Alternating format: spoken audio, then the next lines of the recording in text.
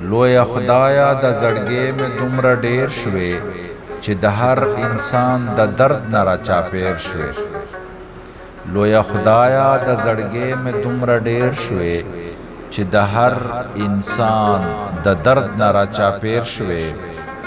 د نفرت تخم مترا شو په دنیا کې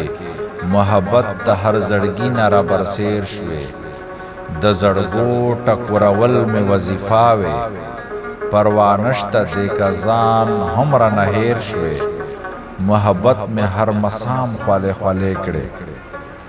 محبت مې هر مسام خولې خولې کړې